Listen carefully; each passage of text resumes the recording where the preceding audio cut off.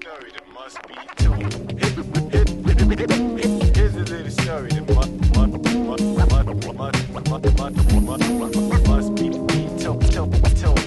Here's a little story. Here's a little story.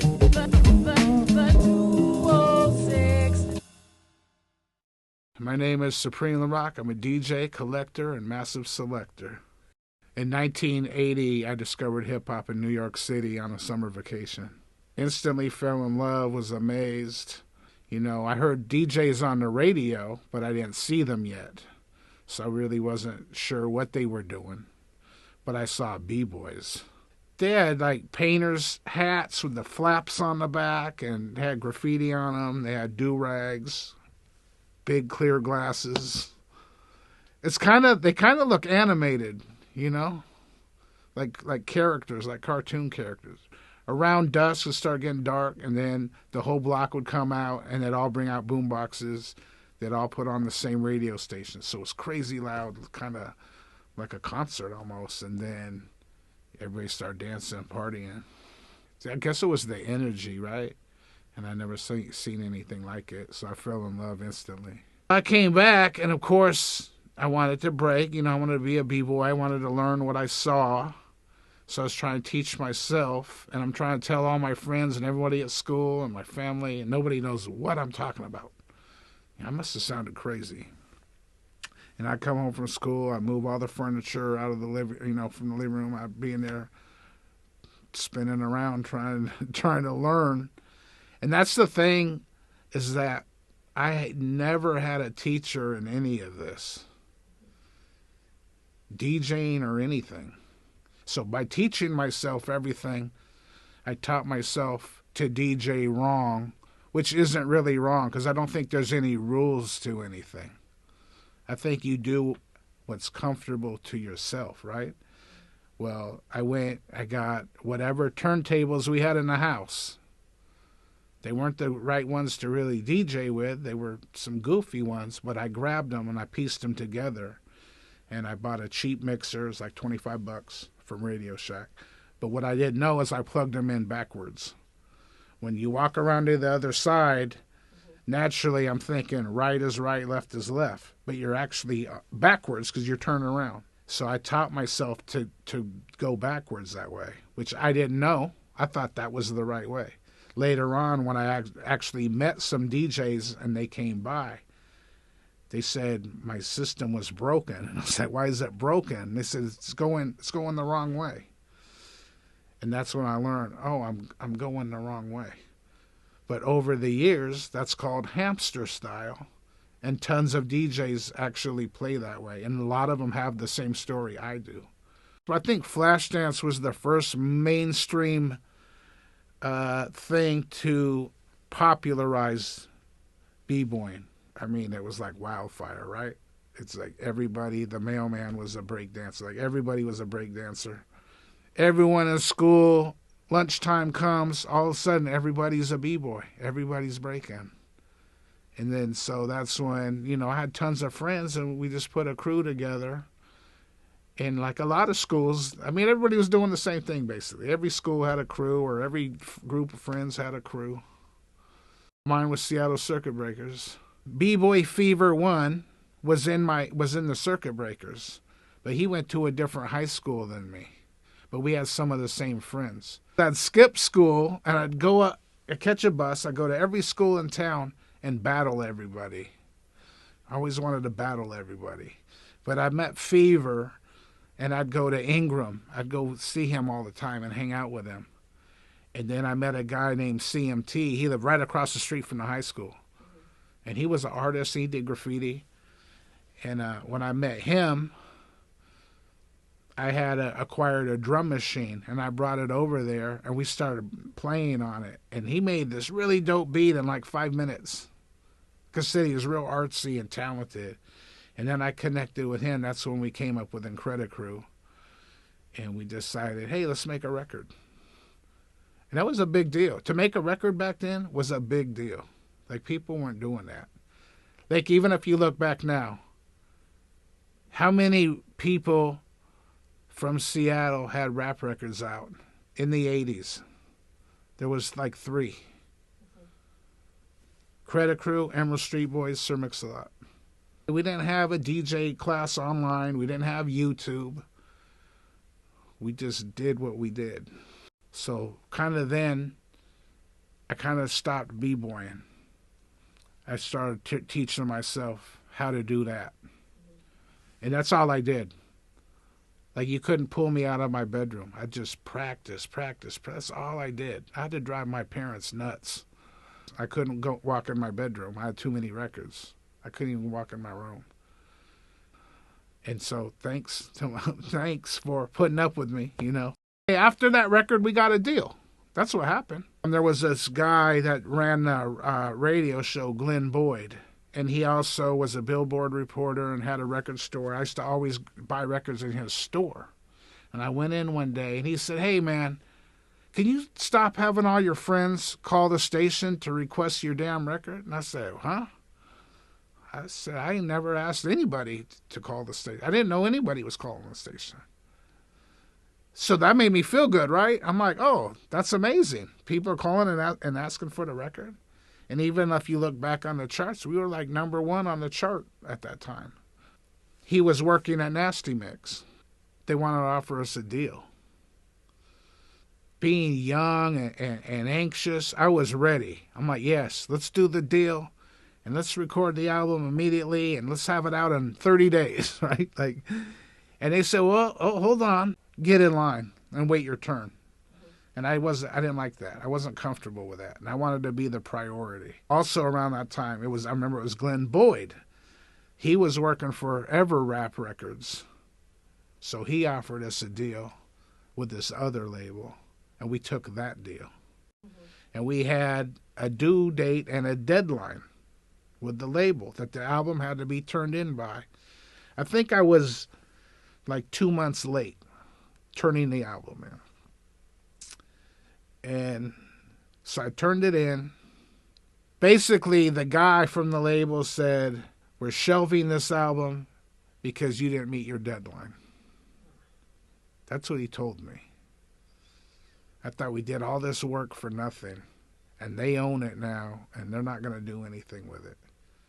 And it kind of shattered my dreams. But come to find out, we never got shelved. The label went bankrupt, and they didn't have any money. Back to the Main Source album. There was a song where they cut up Sister Nancy Bomb Bomb. And I wanted the original record. But I knew of a DJ in town that was a big reggae DJ. And I thought to myself, he's going to have this record. I'm just going to ask him. So I'm downtown one day, and I see him across the street. So I run up to him. I said, "Hey, I'm looking for this record. Do you have it?" And he said, "Damn, I'm looking for that record too." But we like exchanged numbers, and he calls me the next day. "Hey, let's hook up. Let's hang out." I'm like, "Where do you live?" He lived a block away from me. So I walked over to his house, and we hung out all day. That was DJ Sure Shot, by the way. And then he says, "There's a store called Groove Merchant in San Francisco I buy records from. They're starting a label called Ubiquity. They're looking for artists." I played Sure Shot some of my beats. While I'm playing him beats, he calls the label. He's like, "Hey, listen to this." He holds the phone up. And they liked what they heard, and they said, "Let's do something." And they signed it. They did a deal with us right then, and they sent us a contract the next day. The Sharpshooters are me and DJ Sure Shot. And so we're on the first Ubiquity record. We did the deal over the telephone. Then Sure Shot says, "Well, let's do an album." He said, "Let's do a Sharpshooters album." We did the album. We sent it to Ubiquity. And I don't think it wasn't that they didn't like it. I don't think they were doing full artist albums yet. They were doing compilations or singles. Mm-hmm. And they said, "No, we're not going to do a whole album." And so at that point, I said, "Well, what are we going to do with this thing?" And then Sure said, "So we'll just put it ourselves. We'll just start a label." We came up with Conception Records. because conception is giving birth. So we're giving birth to our music or something new. But we were just working on our own stuff initially. And it was great. We got a call. There was a label called Instinct from New York. So at the time, there was a label in London called Acid Jazz. Somehow, that stuck to jazzy hip-hop. Everybody would call it acid jazz, like it was a genre of its own. But acid jazz was actually a label. And a lot of stuff they released had that sound. It's starting to blow up. That's when Guru did his solo Jazzmatazz album. Right? The sound's starting to blow up and bubble. And most of the groups doing this were from the UK. So this label Instinct, they wanted to sign a group from the UK that did like jazzy hip hop. So the guy flew out there. He walks in the store, he hears a record playing. He said, "What is this?" "Oh, it's these guys called the Sharpshooters." So he takes the info and finds us and reaches out to us, said, "Hey, I want to fly you guys to New York. I want to sign you guys. I'm looking for a British jazzy hip-hop." We're like, "We live in Seattle." The guy was like blown away. He couldn't believe it. But we ended up signing with them. We did a deal. We did an album with them. But in the process, I was meeting MCs and branching out and doing, a lot of underground hip-hop stuff. And that's when we did a deal with Sub Pop. And inked a distribution deal with them. They were still celebrating Nirvana's success. And I always thank Nirvana because they're responsible for Conception Records in my eyes. Like, that's why they had money to do what they could do, and give us a deal. The guy that found the real tapes during COVID found the track sheets and the data, the log for the studio session. And he said, "Oh, this is interesting. Nirvana came in the same day you guys did, right after you." Right after you, and I remember leaving the studio and this band coming in, and I was like, "Oh, that was Nirvana." I was helping them carry their equipment in, and they're carrying ours out. But it's just a funny story. When we signed with Sub Pop, it was like, okay, my dream's happening. My dream's happening now. That was a strange time. CDs were the thing. Records weren't. Tapes weren't.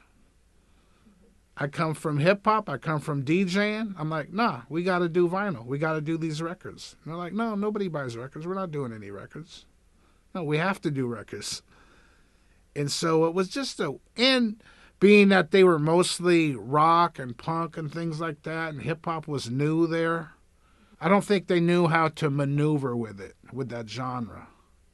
It was a strange time, but also I think they're trying to figure out how do we maneuver with this music. They weren't seeing numbers. I guess they wanted instant numbers. Like they want a gold album overnight. And oh, you sold 100,000, that's terrible. I'm thinking it's great or whatever, you're right. But I remember I was going to pick up a substantial check from them. And I went in and they're like, no, we're not going to give you the check. We're cutting the deal. So I was back to square one again. I feel like nobody cares about what you've done in hip-hop. They care about what you're doing, not what you've done. So to me, when something's done, it's old and it's on to the next. So one thing is I'm on the radio now. Nasty Ness brought me on when he was doing his show. He brought me on as a mixed DJ. And I had a segment, Digging in the Crates, on his show. I play original samples and then play whoever used it. It was KCMU at the time. Offered me the rap show. And I don't even remember what year that was. 90s for sure. And so when I went in, I said, I'll do it, but I'm doing it my way, and we're going to start fresh. And that's when I named it Street Sounds. So the show Street Sounds on KEXP was initially Rap Attack on KCMU. But when I took it over, I revamped the whole thing. And it's still going to this day. The radio I do hasn't changed because it's not commercial. I've always got to play what I wanted to play and how I wanted to play, which is a blessing. Honestly, if you talk to people, a lot of people don't listen to the radio like they used to. One of my slogans, some of us say, giving you a reason to still listen to the radio. Because when you hear my show, you're going to hear something different. It's not going to be the same song every hour, on the hour, like commercial radio. Well, I think music's meant to be shared. If I find something and I think it's great, that makes me happy. And I want to show you, hey, listen to this, right? I think, in my mind, you should hear this. You might not want to hear it or you might not like it, but I think, hey, you should hear this. And I just want to show you. It's not showing off. It's just showing you. I live, breathe, eat, sleep buying records. Like, I can't stop buying records. The crazy thing is I always bought records since I was 4 years old. Well, I got them for a Christmas gift. I think I was fascinated to watch them spin around in a circle. I'd save my lunch money all week so I could buy a record or buy some records. All of them were $1 at one point. They used to be like $3, $4. Now some of those are worth $500, $1,000 a piece. If you can find them, you can't even find them. It's crazy because a lot of gigs I'm getting lately, they want vinyl only. Like, how crazy is that? I'm worse now than I've ever been. You're worse now at buying records? I'm worse now. I have a real problem. Like, it's a serious addiction. I want the record nobody has with the break nobody knows. I come from that. How big is your collection? Do you know? I stopped counting at 50,000, and that was years ago. And I DJ that's what I really do. That's how I make my living. A perfect night for me and fun night is me doing what I do myself, playing what I want to play, and knowing the crowd's feeling that energy, and I'm getting that same energy back. And you see them going nuts, and people are running up, hey, yo, what was that? Can I take a picture of it? Like, stuff like that. There's no better feeling to me than that. One day I was driving down the street, and I get like 3 blocks past this house, and in my head, I'm like, did I just see a bunch of records? I make a U-turn, go back, a guy's working on his car. His whole garage is records. I'm like, yo. He's like, what's up? I said, what's up with those records? He said, oh, they were a family members. He was a DJ in the 70s, and he passed away. I said, oh, do you ever want to get rid of them? And he said, yes, because they made him really sad every time he saw them. And if he could get rid of them, maybe the sadness will go away. I ended up getting that collection. A lot of the records were from Walter Gibbons, who was an original New York City disco DJ. One day I was at a swap meet. A guy had a crate of records on the ground. I go through them. It's dope shit in there. And he says, you interested in any more? I say, yeah. What else you got? So he has a U-Haul truck parked there, but all the shit's out on the ground. He pulls the back up. It's full of records. The whole truck is records. Crazy good ones. Wow. And I had to ask him. I always ask people, well, what's the story with these? What's the backstory? He says, oh, I just came out here from New York. And he said, I bought a storage locker. The guy couldn't pay his rent. And so they auctioned off. That's what this guy does. He buys storage lockers of people that can't pay their rent. Then he sells everything at swap meets, flea markets. I'm going through the collection, and I'm seeing Grandmaster Flash written in pen on the labels and some of the covers. And I'm like, wow, some of these are Flash's records. It's more than the record. It means something to me. I feel like I can tell you for every record how much I paid, where I bought it, and have a story that goes to it. I don't think you could do that with an MP3. Let me ask you this. Do you remember the first MP3 you ever got? Do you remember the first record you ever got? Yes. Okay. I always ask people that. I always loved records. I don't know why. I think that's kind of weird. It's kind of dope though. Initially, when I started DJing, when I saw Easy Lee, because that's what he was doing, I said, I have to learn that. I never left my bedroom. I sat and learned all that. All those tricks. I learned all of them. The first time I got a gig to DJ in a nightclub, I wasn't even old enough to get in the club. So I had to wait outside till it was time. They let me come on to DJ. And I was scratching and cutting doubles and doing that stuff. And the crowd just sitting there, dumbfounded, like looking at me like, what the hell is this? And I realized at that point, this is a showcase. If I got a DJ, I'm going to learn how to play the records they want to hear and rock a party and mix them correctly. So at that point, I was like, oh, I got to learn this part of DJing. But initially, all I wanted to do was all the tricks. These days, I don't really do that. I still get told from some venues, no hip hop, don't play any rap. To this day. But yeah, back then it was super bad. Like, it was crazy. NWA came here. I know Yo MTV Raps came there. They did an episode from Seattle, but they went to the Space Needle, they went to Music Menu. But yeah, I mean, Music Menu was the joint. Nothing was messing with Music Menu. And they would have all the underground independent stuff that you couldn't find anywhere. One thing is I was always there. That's for sure. Mix-a-Lot used to be in there. Gary Jam. I met a lot of people in there. It's almost like a clubhouse. And you go there and you see people and you talk and you have conversations and you hang out. And that's missing now. Yeah, so Flavor Magazine came about. I would always go to Tower Records in the U District.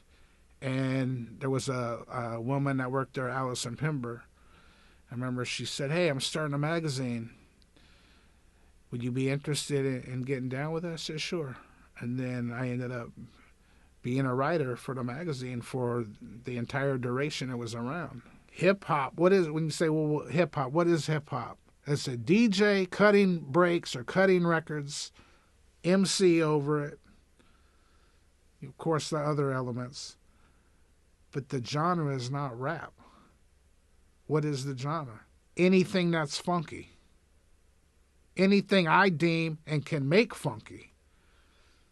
I can take like a stupid-looking country record that you wouldn't think is a thing and cut that up, a little piece of it, and have an MC on it, and it's going to be funky, and that's hip-hop. Next level, I was called to teach about hip-hop overseas. I ended up being in Colombia. And then they gave me a budget. They said, go get the equipment you want to use. Teach these kids. But the kids were so talented. And I felt we were learning from each other. They're teaching me stuff.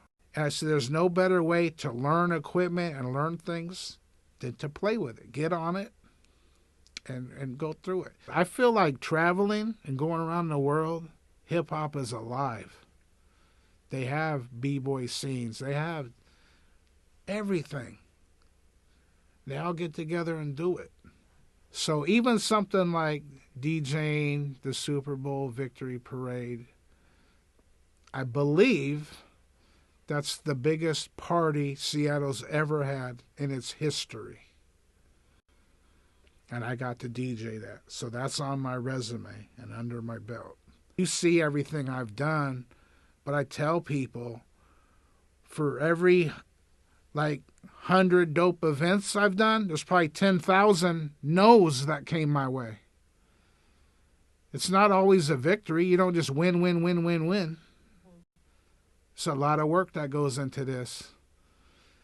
And there's no easy way. There's no shortcut. And that comes from me not stopping and keep going.